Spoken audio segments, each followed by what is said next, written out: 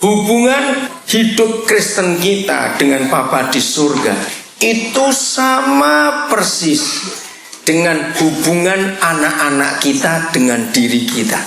Jadi seandainya masih ada di antara saudara yang merasa jadi Kristen itu kok berat, merasa jadi Kristen itu sulit, merasa hidup Kristen itu susah diikuti, hari ini kita akan belajar kebenaran ini. Nah, mengapa seringkali kita sulit menjadi Kristen? Karena konsep yang kita pakai itu konsep agama, yaitu hubungan umat dengan Tuhan yang disembah. Nah, selama kita menjadi Kristen dalam konsep agama, ya agama-agama yang ada di dunia ini, maka sampai kapanpun juga kekristenan kita tidak akan pernah menjadi Kristen yang berkenan kepada Tuhan. Saya terangkan sedikit aja. Apa konsep agama antara umat manusia dengan Tuhan? Konsep agama antara manusia dengan Tuhan adalah Tuhan itu maha kuasa, super, hebat. Lalu manusia ini lemah, tidak berdaya, dan manusia harus buat sesuatu. Maka itu semua agama di dunia, semua agama apa saja, pasti ada sesaji, ada persembahan, ada korban untuk yang disembah. Betul nggak? Semua agama. Nah, maksud sesaji, maksud korban, persembahan, bisa makanan, bisa binatang, bisa bau-bauan yang harum. Ya, saya itu berapa kali pelayanan ke Gunung Kawi, saudara. Yang belum pernah saya beritahu, kalau saudara ke sana kaget, jam dinding penuh di mana-mana. Lalu ada apa? Saya pikir kenapa jam begitu banyak? Nah, itu ternyata janji mereka yang menyembah, memberi sesuatu. Nah, konsep mereka dalam beribadah kepada Tuhan yang mereka sembah itu unsurnya pamrih, untuk dapat sesuatu. Yang berasal dari agama lain pasti ingat waktu itu. Apa saja, membuat ini, membuat itu, sesaji ini, sesaji itu, bakar ini, bakar itu, memberikan ini, memberikan itu, supaya yang disembah itu buat pertolongan, tidak ada celaka, tidak ada masalah dalam hidup, anak-anak lulus semuanya, lancar usahanya, semuanya. Saudara, ketika kita menjadi Kristen itu terbawa, maka itu hubungan kita dengan Tuhan kita cuma hubungan aku butuh Tuhan, aku butuh Tuhan. Lalu kita berkata, Tuhan, aku sudah berbakti loh, aku beribadah rajin tiap minggu loh Tuhan, ini perpuluhanku Tuhan, aku doa pagi ikut Tuhan, aku ikut doa malam, aku ikut pelayanan ini Tuhan. Dia masuk, awas gak memberi. Nah, terus kita ngancam Tuhan. Terus berapa banyak di antara kita yang hidup Kristen konsep agamawi, sering kecewa dan ngungkit-ngungkit Tuhan. Tuhan, kenapa anakku kecelakaan? Masa Tuhan gak ingat korbanku, persembahanku paling besar dibanding persembahan orang lain? Berapa kali aku ini rajin Tuhan memberi perpuluhan. Kenapa Tuhan gak dengar doaku? Kenapa usahaku bangkrut? Kenapa anakku gak kawin-kawin? Kenapa anakku harus masuk penjara? Padahal aku ini setia Tuhan, aku ini begini. Mulai hari ini tinggalkan konsep itu. Kalau saudara memberi, itu bukan kepada Tuhan dan untuk Tuhan. Salah. Tuhan gak perlu apa-apa dari kita, dia itu punya semuanya. Tapi kalau kita memberi karena kita itu mengasihi, dan catat, tanpa minta imbalan balik. Selama saudara menjadi Kristen dan mempersembahkan sesuatu kepada Tuhan, masih minta imbalan, minta berkat, maka saudara masih hidup dalam agama. Sedih Bapa di surga. Nah, sekarang kita belajar. Menjadi Kristen itu hubungannya anak dengan orang tua. Lagi sekali, hubungannya anak dengan orang tua. Selama kita punya konsep hubungan kita dengan Bapa di surga, itu hubungan Papa dengan anak dan anak dengan Papa, maka kekristenan kita akan jadi Kristen yang benar di hadapan Tuhan. Nah, kira-kira menurut saudara, dengar baik-baik, apa pendapat saudara kalau ada orang tua, papa, mama, punya anak 6, lalu orang tua ini menjatah Anak nomor 1 harus beri kami sebulan sekian. Anak nomor 2 harus memberi kami sebulan sekian. Anak nomor 3 harus memberi kami sebulan sekian. Nggak beri, awas. Berapa banyak orang tua walaupun anak-anaknya kaya dan hebat, ada prinsip sedapat-dapatnya kami nggak mau hidup, minta anak. Ada nggak orang tua seperti itu? Dan harusnya begitu. Kalau anak mau memberi, itu hak mereka kepada orang tua. Betul? Lalu kalau anak memberi orang tua, seperti konsep yang banyak kita pakai, aku memberi papa supaya mudah-mudahan warisannya lebih banyak kena aku. Itu anak kurang ajar nggak? Karena punya motivasi. Lalu antara anak-anak membanding-bandingkan siapa paling banyak memberi orang tuanya. Lalu antara mereka bersaing. Sedih nggak orang tua punya anak-anak seperti itu? Nah saudara, maka itu kalau kita memberi, itu bukan kepada Tuhan dan untuk Tuhan. Yang kita beri itu untuk pekerjaannya di dunia, bukan untuk Tuhan. Dia nggak butuh apa-apa dari kita. Katakan amin. Apalagi kalau konsepnya aku mau beri ayam kepada Tuhan, mudah-mudahan dia kasih kambing aku. Nah itu logika agama. Aku mau beri kambing kepada Tuhan supaya dia kasih kebu. Kalau saya kasih kebu, minta balasan apa? Gajah. Mau candy. Mau taruh mana itu gajah? Nah itu konsep yang salah. Lagi sekali, hubungan kita dengan Papa di surga, hubungan anak dengan orang tua. Nah secara umum hanya ada satu harapan orang tua kepada anak-anaknya. Harapannya begini. Kalau masih kecil-kecil, lihat anak-anak yang masih kecil ini, lucu-lucu bukan? Menyenangkan bukan? Tapi nggak ada papa mama setelah anak itu umur 20 suruh lucu terus. Jawab, ada tidak orang tua seperti itu? Wah gawat nih kalau 20 lucu terus. Ada yang nggak beres. Saudara, tidak ada orang tua walaupun waktu masih kecil anaknya itu lucu dan gemesi, terus doanya, Tuhan jangan buat dia gede ya Tuhan, supaya dia kecil terus dan lucu kayak begini. Ada nggak orang tua doa seperti itu? Ada nggak? Cepat jawab. Nggak ada. Justru harapan orang tua anaknya cepat besar satunya dan mengerti apa kemauan papa mamanya. Jawab ya atau tidak. Sekarang jujur, walaupun saudara orang kaya, tapi kalau anak saudara sudah umur 24, 26, 28, minta duit terus kerjaannya, walaupun saudara orang kaya, bagaimana hati saudara? Coba bagaimana hati saudara? Ini anak sudah 24, 26, 28 tahun umurnya, masih minta terus. Pasti kita sedih, walaupun kita punya uang. Walaupun kita kaya. Karena harapan kita, kamu umur 24, 26, kerja sendiri, cari duit sendiri. Betul tidak saudara? Maka itu, kalau kita sudah jadi Kristen sekian tahun, lalu kerjanya cuma minta terus. Tuhan itu senep, tahu senep. Betul enggak? Senep Tuhan lihat anak-anaknya. Tua-tua jalu antok. Sudah berapa tahun kita jadi Kristen, minta terus. Tuhan sedih. Yang dia mau setelah kita makin dewasa, makin lama jadi Kristen adalah mengerti kehendaknya. Ayo kita baca ayat yang pertama, Efesus 5 ayat 17. Efesus 5:17, kita lihat ayat ini. Saudara perlu kita menjadi Kristen yang dewasa. Nah sehingga kalau kekristenan kita hubungannya seperti itu pasti gampang. Tadi siang sambil makan siang kami diskusi banyak hal, khususnya tentang anugerah. Sama. Kalau hubungan kita dengan Papa di surga hubungan seperti anak dengan orang tua, maka kata anugerah itu ya kita seperti anak kita. Sesalah-salahnya anak kita, sekurang-kurang ajarannya anak kita. Bukan kita yang menentukan untuk dia kurang ajar, untuk dia jahat. Atau kita tetap mengharapkan mereka jadi baik.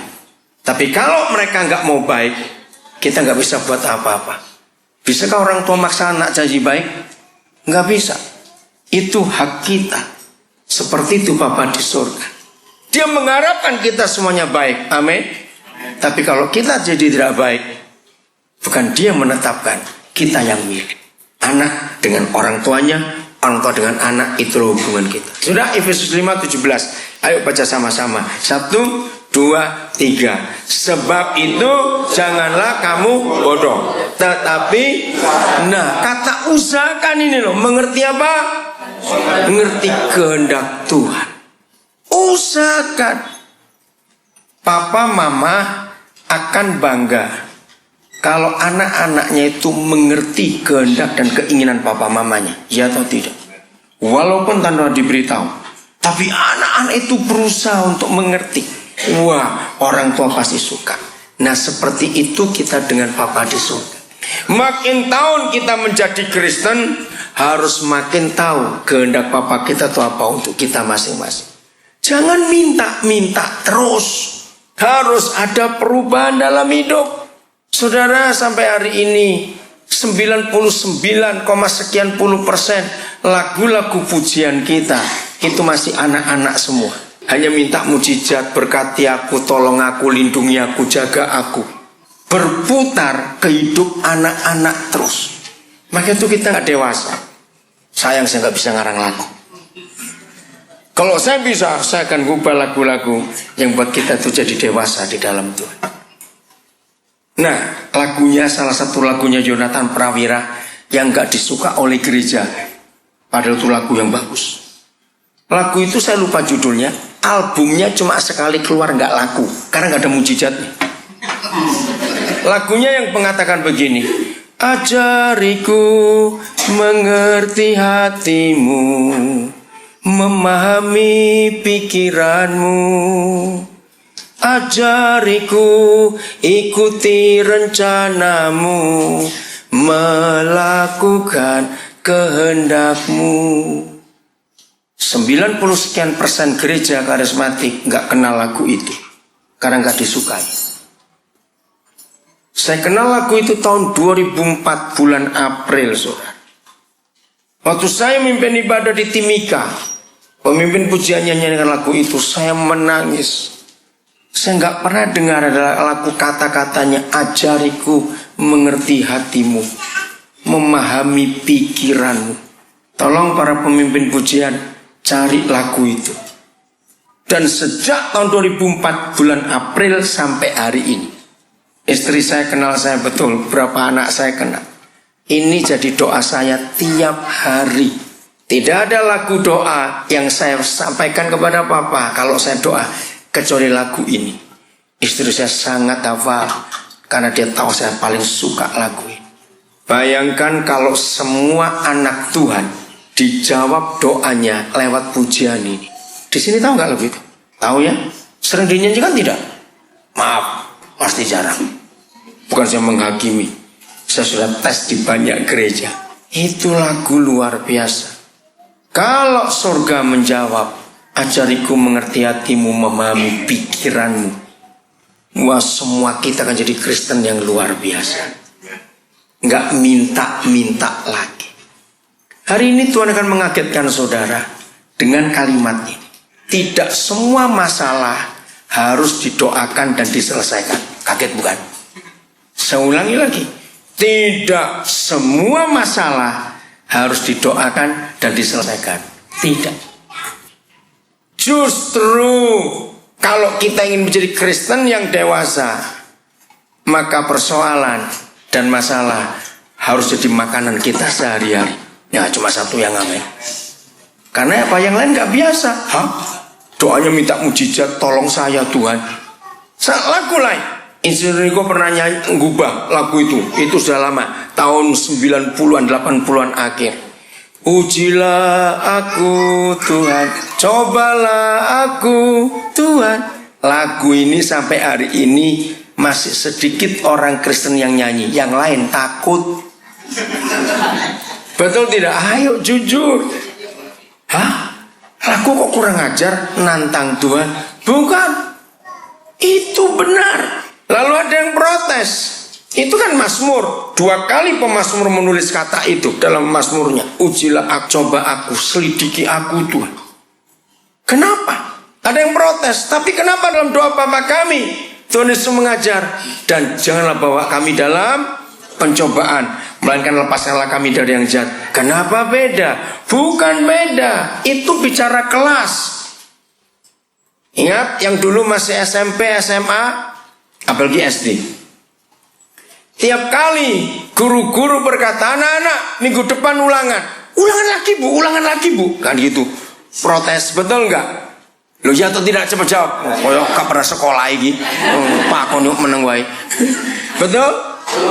Nah waktu sudah mahasiswa minta ujian, Pak, Ibu, dosen, kami sudah siap. Kok nggak ada ujian? Betul tidak? Apa itu nantang? Kenapa? Kalau nggak nantang, lalu kenapa minta ujian? Karena mau cepat selesai. Amin. Nah, maka itu saudara di kelas berapa? Mosok SD 20 tahun? Wah gawat itu. Betul? Nah saudara di kelas berapa sekarang? Justru Kristen yang dewasa berani diuji oleh Tuhan. Bukan nantang. Ujilah aku Tuhan, cobalah aku, tes aku Tuhan, tes. Bukan sombong, tapi karena ingin cepat naik tingkat. Maka itu seorang saudara mengerti, tidak semua masalah, tidak semua persoalan harus diselesaikan. Tidak, biarkan. Contoh, siapa ingat hidup Yusuf di perjanjian lama? Penuh penderitaan enggak? Apakah Tuhan jahat pada dia? Tidak. Apakah Yusuf berdosa? Tidak. Tapi kenapa dia mengalami banyak masalah? Karena di mata Bapa di surga dia sudah dewasa. Maka itu ketika ujian-ujian itu terjadi, Yusuf menikmati. Dia enggak protes. Dia enggak bilang Tuhan kenapa begini, kenapa begitu. Tidak. Dia nikmati. Karena dia tahu lewat itu aku akan dibawa kemana oleh Tuhan. Jadi hari ini kita harus mengambil keputusan untuk jadi Kristen yang dewasa, bukan anak-anak lagi. Yeremia 29 kita lihat. Jadi termasuk kalau saudara belajar Alkitab, ya baca Alkitab, belajar Alkitab, gunakan logika anak-anak dengan papanya. Itu saja. Maka rahasia firman akan kita temukan. Yeremia 29. Ya, saya minta saudara jujur ya. Siapa yang begitu membuka Yeremia 29, terus ada coretannya tebal sekali ayat 11. Ayo cepat lihat Alkitab saudara. Betul? Itulah orang Kristen anak-anak. Coretnya yang enak-enak saja. Betul? Ayat 11 pasti dicoret ya. Ayo. Yang guyang-guyu itu ketoro kabeh. Bukan saudara, kita tidak akan bisa mengerti apa rancangan-rancangan Papa kita terhadap kita kalau ayat 12 dan 13, 14 tidak kita pelajari. Jadi jangan cuma ayat 11 yang saudara coreti, tapi sampai ayat 14. Oke? Ayat 12 saya akan baca, bukan ayat 11-nya. Dan apabila kamu bagaimana? Berseru, bahasa Jawanya apa? Bengok. Oke? Teriak-teriak. Nah, inilah Kristen anak-anak. Dan apabila kamu berseru dan datang untuk berdoa kepadaku, maka aku akan mendengarkan kamu. Ini fase anak-anak. Semua anak yang belum umur 8 tahun atau 10 tahun masih di bawah itu. Lihat.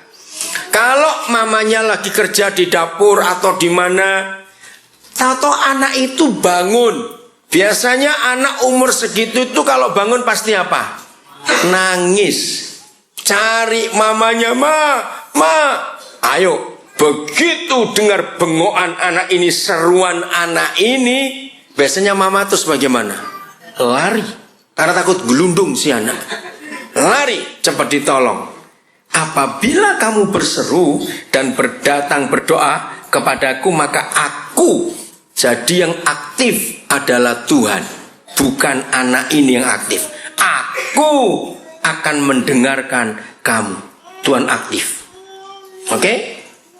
Ayat 13. Apabila kamu mencari aku, kamu akan apa? Menemukan aku. Pelan-pelan.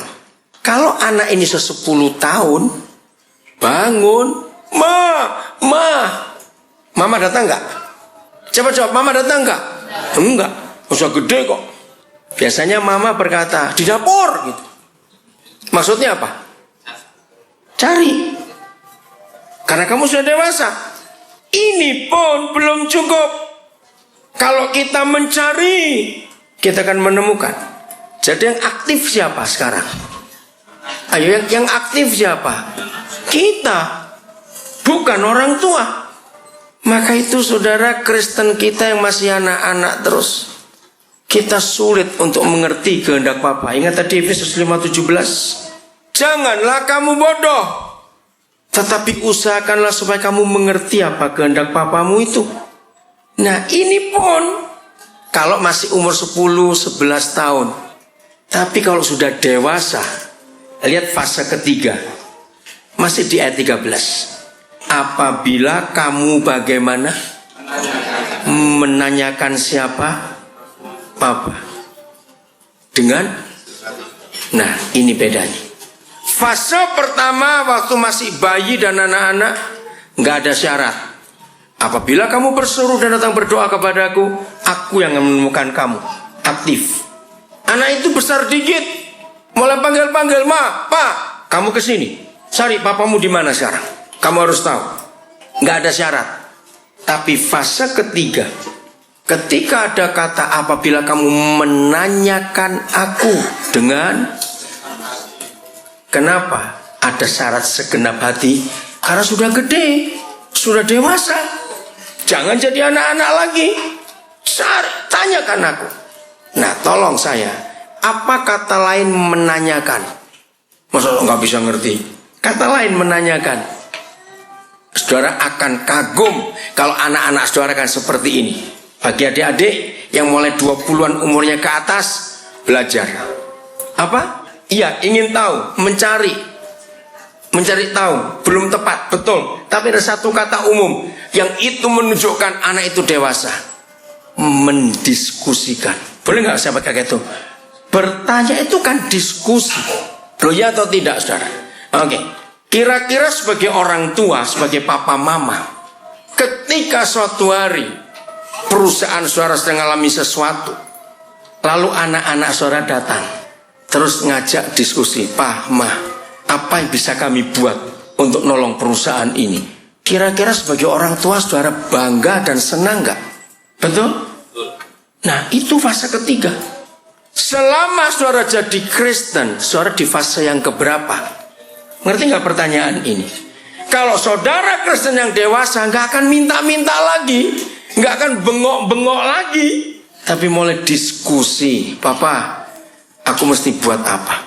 Bagaimana pekerjaan ini bisa maju? Sudah dewasa, mulai ikut mikir, ikut prihatin, ikut merasakan beban orang tua itu seperti apa. Ya atau tidak saudara? Nah, kalau saudara sebagai orang tua dan punya anak-anak seperti itu, saudara pasti akan bangga. Apabila kamu menanyakan aku dengan segenap hati, ayat 14. Ini dahsyat hasilnya. Ada 3 hal penting. 1, aku akan memberi kamu menemukan aku. Demikianlah firman Yahweh. Yang kedua, aku akan memulihkan keadaanmu. Fase ketiga, aku akan mengumpulkan kamu dari antara segala bangsa. Dan seterusnya. Ini 3 akibat yang hebat kalau saudara dan saya menjadi Kristen yang dewasa. Jadi apa-apa nggak Tuhan lagi. Jangan dikit-dikit Tuhan, dikit-dikit Tuhan. Pilek manggil Tuhan. Padahal hidupnya nggak dijaga dengan baik. Orang itu yang salah. Nanti kepreset jatuh, Tuhan lagi. Kita yang nggak hati-hati jalan, Tuhan disalahkan. Nah itu bedanya Kristen agamawi dengan Kristen yang mengenal Tuhan sebagai Papa. Belajar mengerti kehendaknya untuk hal apa saja. Saya beri contoh. Kejadian 18. Nah, ini Kristen yang dewasa. Kejadian 18. Mulai ayat yang ke-16. Kejadian 18 ayat yang ke-16. Saya harap nggak ada yang nyesel ya datang ke sini hari ini ya. Betul? Karena yang hobinya berkat-berkat terus nggak suka dengan khotbah kayak begini, Saudara. Maunya cepat jadi, wah duitnya kayak sukses dah gitu saja. Nah, itu Kristen anak-anak. Maunya instan saja. Tidak mau jadi dewasa di hadapan Tuhan. Kejadian 18 ayat 18. Lalu berangkatlah orang-orang itu. Saya suka Musa menuliskan kata ini. Yang pernah baca Kejadian 18 dari ayat 1, yang disebut orang-orang ini oleh Musa itu siapa saja? Ayo, yang sudah pernah baca. Ya, ini Tuhan Yahweh dengan 2 malaikat. Yang hari itu mereka bertiga hadir dalam hidup Abraham. Yang saya kagum, Musa menuliskan orang-orang itu.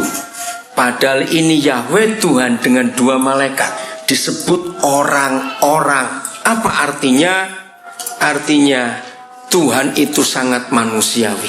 Katakan amin, saudara. Dia bukan sesosok pribadi yang sulit dijangkau. Tidak. Kalau semua agama Tuhannya jauh sekali. Tapi Papa kita menyebut diri, aku juga orang seperti kamu. Ini luar biasa. Saya lanjut. Lalu berangkatlah orang-orang itu dari situ, meninggalkan Abraham dan memandang ke arah Sodom. Dan Abraham bagaimana? Berjalan bersama-sama dengan mereka untuk mengantarkan mereka. Nah, ini orang timur. Kalau saudara orang timur, kita punya tamu. Biasanya kalau tamunya pamit pulang, sopan nggak kalau kita tetap dalam rumah tamunya keluar sendiri? Sopan tidak? Tidak. Apalagi kalau tamu itu terhormat atau pejabat. Nggak mungkin kita diam ya sampai ketemu lagi. Kita di rumah saja, nggak mungkin. Betul? Nah, Abraham seperti itu.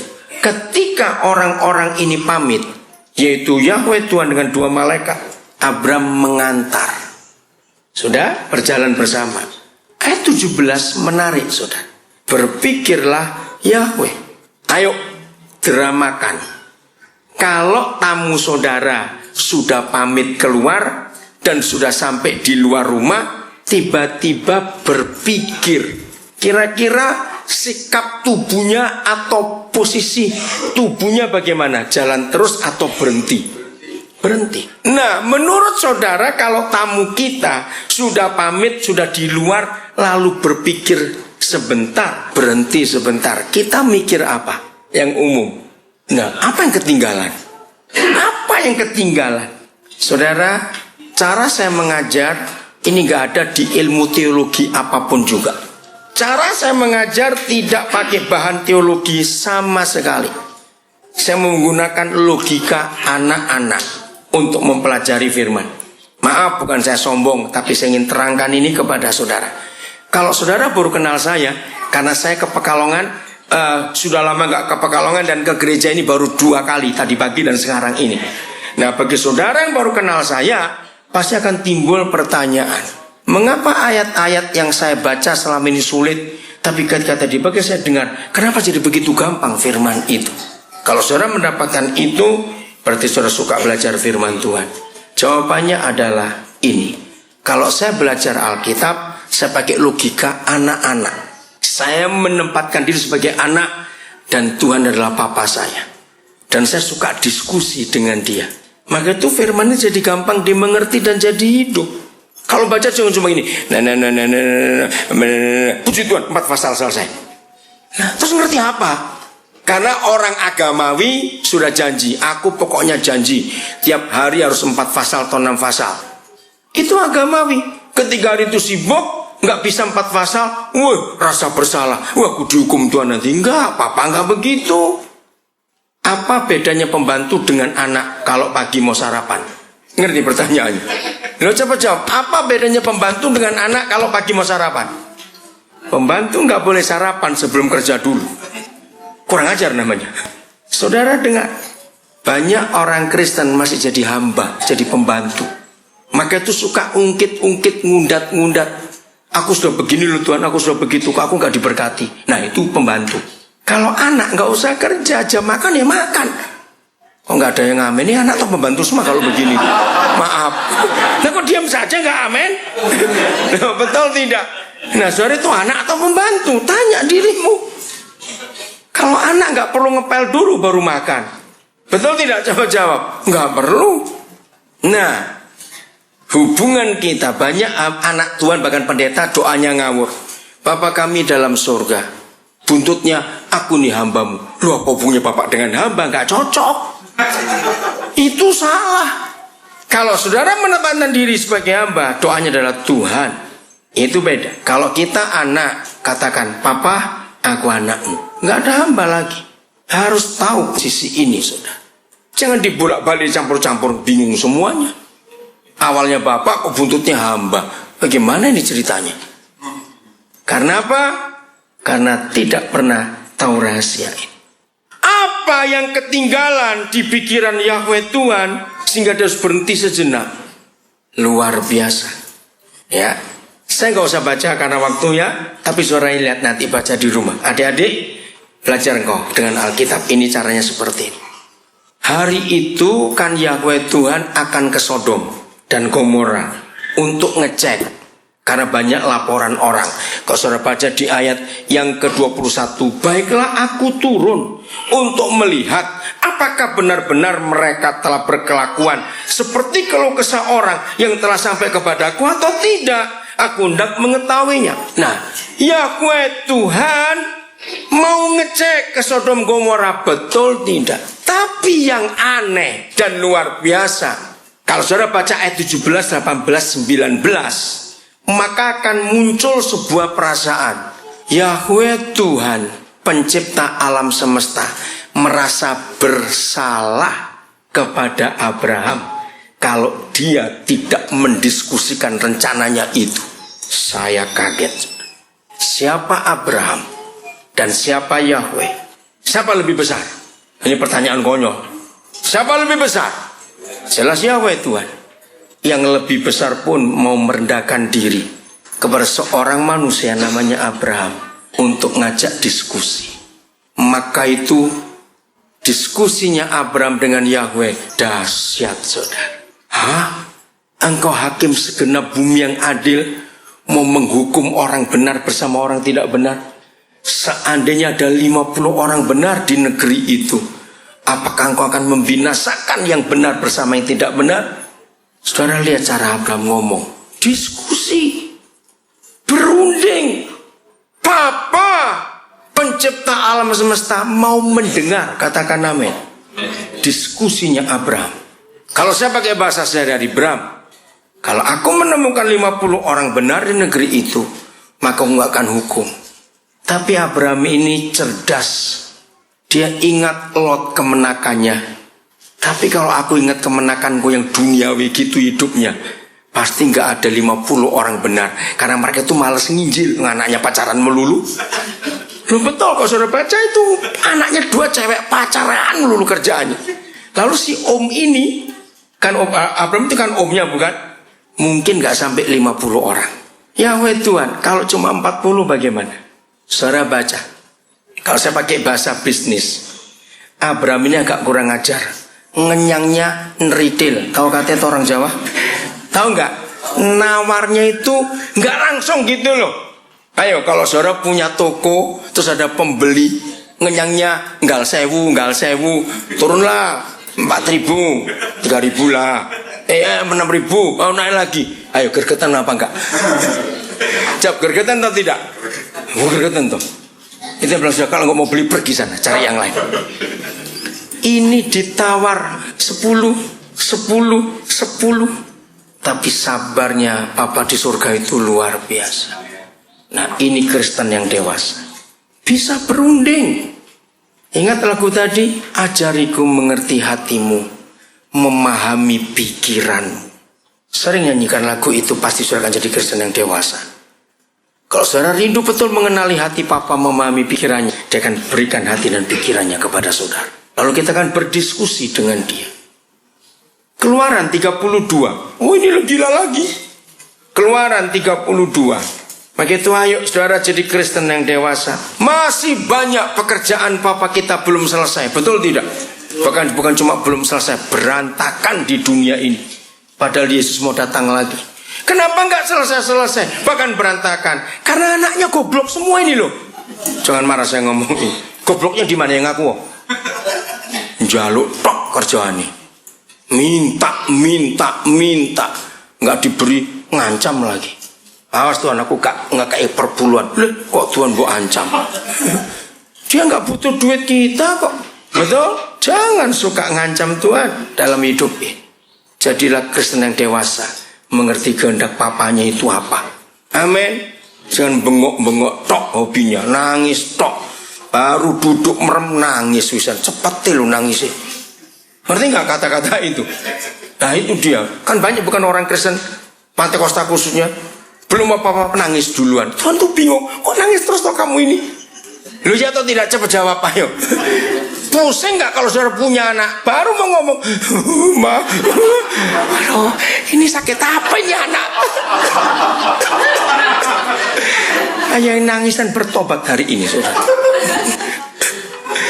Bukan begitu caranya bersekutu dengan Papa di surga. Itu anak-anak semuanya kalau begitu. Dikit-dikit nangis. Apa-apaan? Maaf. Ada yang tertawa siapa? Keluaran 32 saudara. Hari itu Yahweh Tuhan emosi, marah saudara. Ya, karena kejahatan Israel. Ayat 7 Keluaran 32. Berfirmanlah Yahweh kepada Musa, pergilah, diusir Musa, turunlah. Sebab bangsamu yang kau pimpin keluar dari tanah Mesir telah rusak lakunya. Mereka jadi jahat, menyembah patung, betul? Dibuat anak sapi lagi. Wah, Tuhan tersinggung. Aku mau padaki anak sapi pedet-pedet itu loh. Kurang ajar betul kamu. Aku mau padaki pedet. Tuhan marah betul saudara. Kan mereka nyembah anak sapi bukan? Kurang ajar betul. Lalu pada patung anak sapi itu, mereka memberi persembahan, mereka menyembah. Engkau yang telah memimpin kami keluar dari Mesir. Kan lebih kurang ajar lagi. Padahal Tuhan Yahweh yang memimpin mereka keluar dari Mesir. Kenapa bisa berubah anak sapi? Dalam logika saya, kalau sapi tua mungkin Tuhan masih mikir, ini sapi pedet nih, kurang ajar betul. Ini penghinaan yang luar biasa. Pergi turun kamu Musa. Segera juga mereka menyimpang. Ayat 8. Dari jalan yang kuperintahkan kepada mereka. Mereka telah membuat anak sapi yang dicor, tuangan dicor. Dan kepadanya mereka sujud menyembah dan mempersembahkan korban sambil berkata, Israel, inilah Allahmu yang telah menuntun kau keluar dari tanah Mesir. Marah Tuhan, kurang ajar kamu. Lagi firman Yahweh kepada Musa, telah kulihat bangsa ini, dan sesungguhnya mereka adalah suatu apa? Bangsa tegak tengkuk, keras kepala. Oleh sebab itu, biarkanlah aku. Ini yang membuat saya kaget. Tahun 82, Roh Kudus memberi saya pewahyuan firman ini. Oleh sebab itu Musa, biarkanlah aku. Saya tanya kepada saudara, ada unsur apa di hati Papa di surga berkata, biarkanlah aku Musa? Ada unsur apa? Bukan geramnya itu yang kita pelajari. Satu unsur yang mengagetkan. Dia minta izin atau tidak pada Musa. Nah ini yang hebat saudara. Kembali seperti Abraham tadi saya berkata, siapa Musa sehingga yang maha besar minta izin kepada manusia? Musa punya dosa tidak? Punya kelemahan tidak? Nah, tapi mengapa Yahweh Tuhan bisa menghargai Musa sehebat itu? Biarkanlah aku. Saudara, kapan engkau jadi dewasa seperti ini? Tolong hamba-hamba Tuhan jangan mengecilkan gereja dengan khotbah-khotbah dan pengajaran-pengajaran yang salah. Membuat kita enggak jadi dewasa, membuat kita tetap anak-anak. Tolong hamba-hamba Tuhan yang ada di sini perhatikan ini. Mulai hari ini jangan dikit-dikit Tuhan, apa-apa Tuhan, bukan untuk sombong. Kalau ada penyakit yang menimpa kita, jangan minta sembuh dulu. Nah kaget lagi. Terus minta apa? Tanya, Papa, dengan penyakit ini aku harus belajar apa?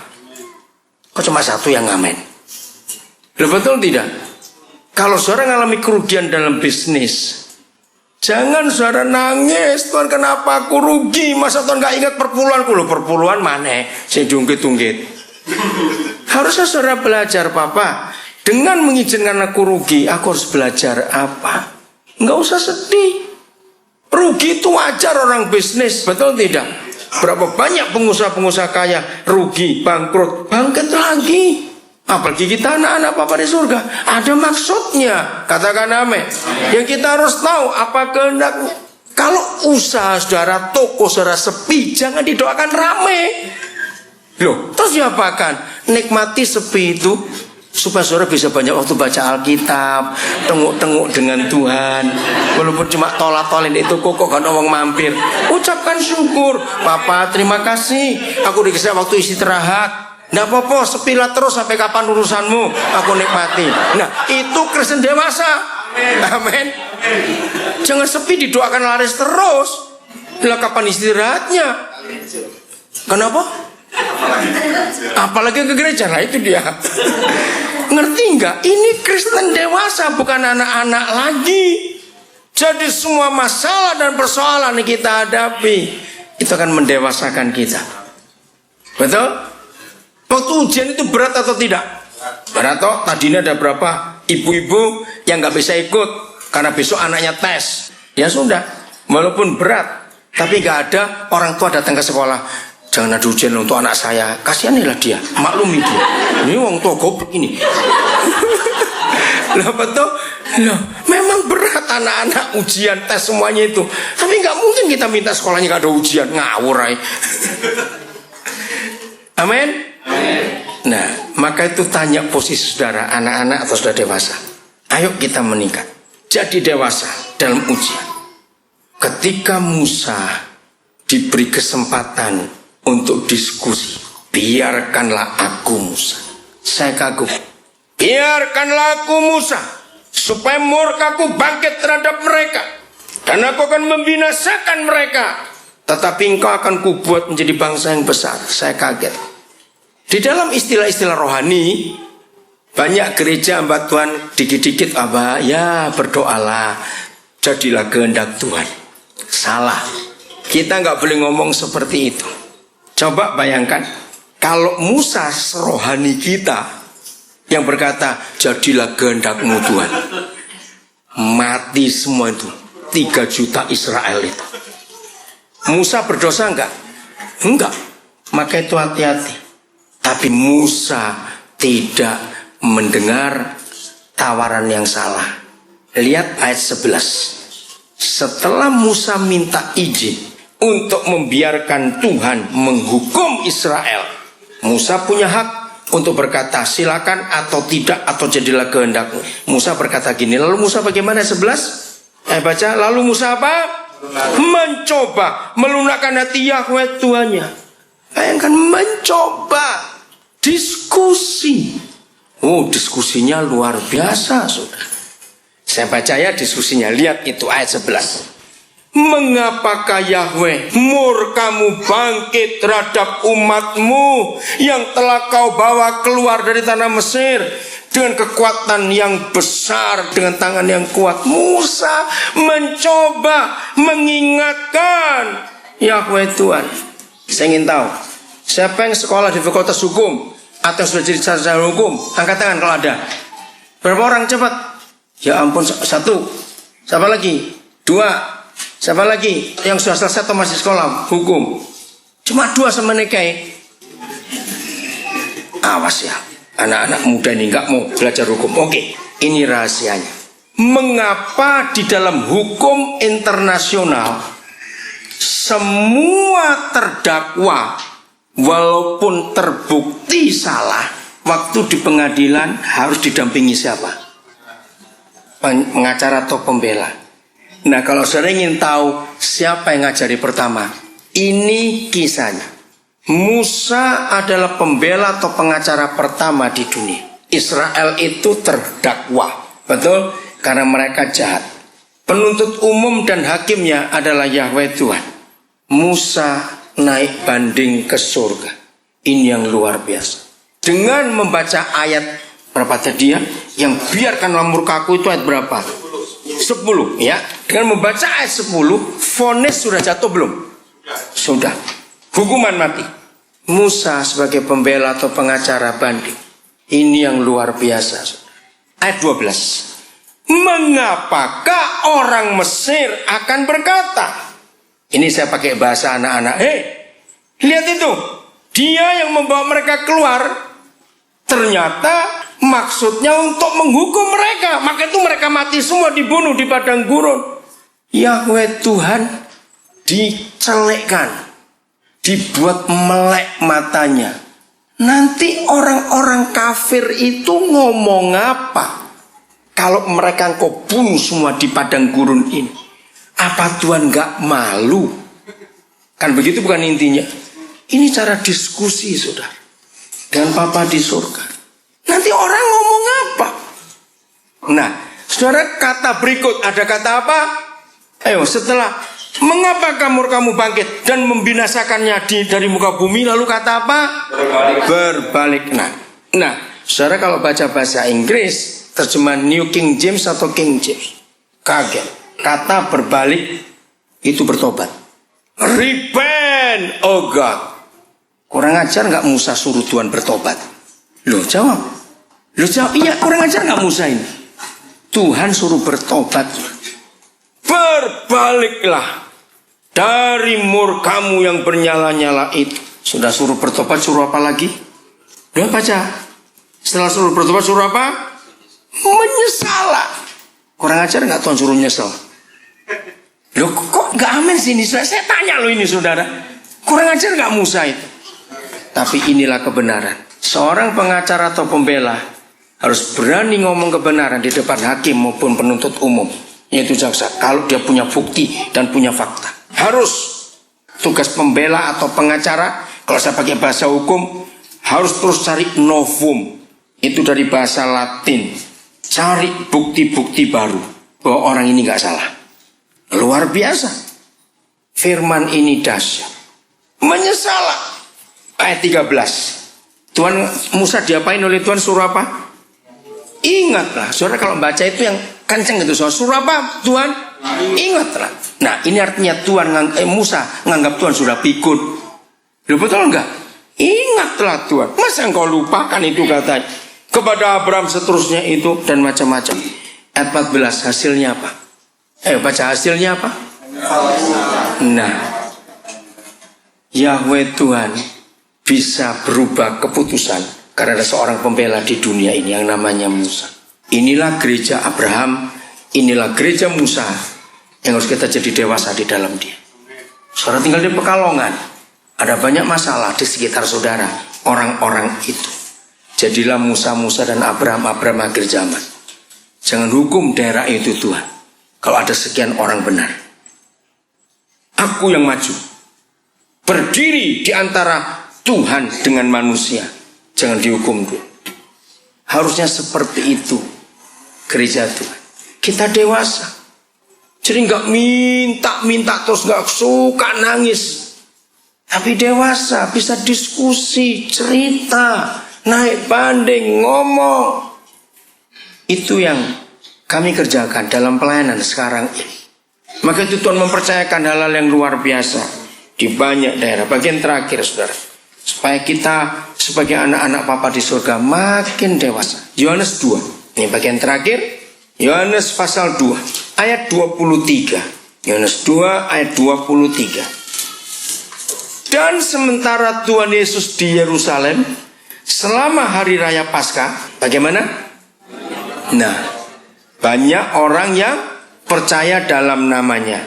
Alasan percaya karena mereka telah. Nah, ini Kristen anak-anak. Percaya Yesus, ikut Yesus karena mujizat. Dan ini bahaya.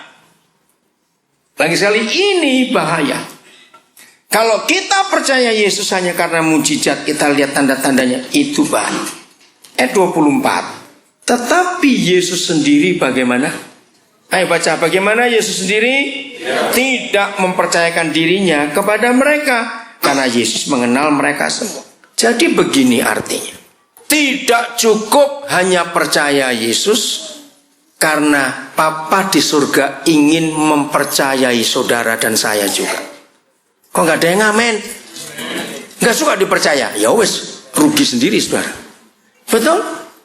Jadi saya ulangi, tidak cukup hanya kita percaya Yesus, tapi sudah waktunya dia akan mempercayakan dirinya kepada gereja. Oke, hanya ada satu syarat.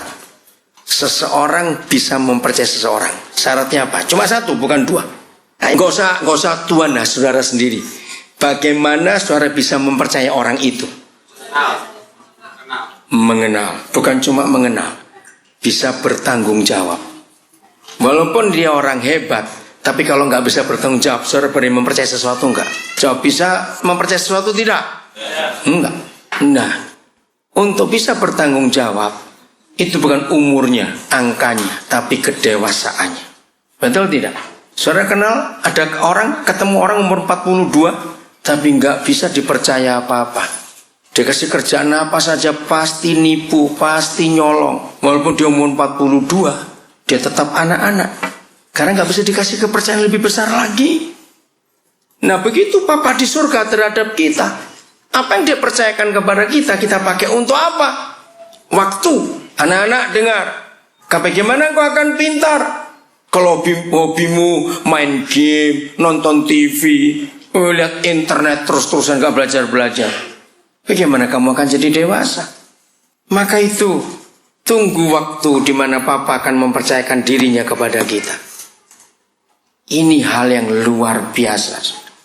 Kalau Tuhan bisa mempercayakan dirinya kepada kita semua, wah kita akan jadi Kristen yang hebat.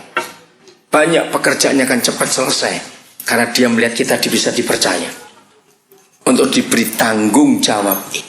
Maka itu tanda kedewasaan cuma satu, bukan dua. Bukan kumisnya sudah kandel atau belum. Bukan, ngerti? Yang diukur adalah tanggung jawabnya, sudah bisa atau belum. Hari ini kita terus maju menjadi Kristen yang dewasa, yang bisa dipercaya oleh Tuhan dalam segala hal. Siap menghadapi ujian? Betul? Berani doa dengan nyanyian tadi? Ayat terakhir, Filipi 2:21. Kedewasaan kita akan dinilai dari ini. Filipi 2:21. Kita baca sama-sama ya. 1, 2, 3. Sebab semuanya mencari kepentingannya sendiri, bukan kepentingan Kristus Yesus. Anak-anak itu nggak bisa diajak ngomong bisnis, pekerjaan, betul tidak? Karena anak-anak masih punya dunia dirinya sendiri dunianya. Anak-anak selalu untuk aku, untuk aku, untuk aku, dan itu wajar karena anak-anak. Maka itu kedewasaan kita menurut Filipi 2:21 itu dinilai dari ini. Apa saja yang kita buat untuk kepentingan siapa? Ada banyak orang berkata ini untuk Tuhan, ini bagi Tuhan, bahkan atas nama Tuhan, tapi Tuhan gak menerima. Kenapa? Karena motivasinya yang salah. Berkata aku melayani Tuhan, ini demi Tuhan, ini untuk Tuhan, tapi hidupnya gak benar. Maka itu saudara belanja, saudara beli ini, saudara buat itu, selalu tanya untuk kepentingan siapa ini. Kalau kita anak yang dewasa, maka kita akan mengerti kepentingan Papa kita itu apa. Nah seperti itu yang Tuhan ingin atas hidup kita. Anak-anak muda, mulai hari ini kalian hidup dalam kebenaran ini. Amin. Saya ingatkan Selasa itu hari libur, saya minta anak-anak muda juga banyak hadir untuk bicara keluarga. Walaupun saudara belum mikir nikah, tapi persiapan itu penting. Ya anak-anak muda, tolong liburan, kalau saudara nggak ada tanggung jawab kerjaan apa-apa, saudara hadir. Mau jadi dewasa atau tetap anak-anak? Benar? Berarti siap diuji loh. Jangan ngomel kalau ujian datang. Siap untuk tidak minta Tuhan cepat menyelesaikan masalah saudara? Betul? Kalau sudah seminggu nggak ada ujian, nggak ada masalah, tanya Tuhan mana masalahnya? Kok nggak amin lagi? Amin itu dewasa, berani dengan tantangan. Ayo kita berdoa dengan pujian tadi itu. Ajariku hubungan hidup Kristen kita dengan Bapa di surga itu sama persis dengan hubungan anak-anak kita dengan diri kita. Jadi seandainya masih ada di antara saudara yang merasa jadi Kristen itu kok berat, merasa jadi Kristen itu sulit, merasa hidup Kristen itu susah diikuti, hari ini kita akan belajar kebenaran ini. Nah, mengapa seringkali kita sulit menjadi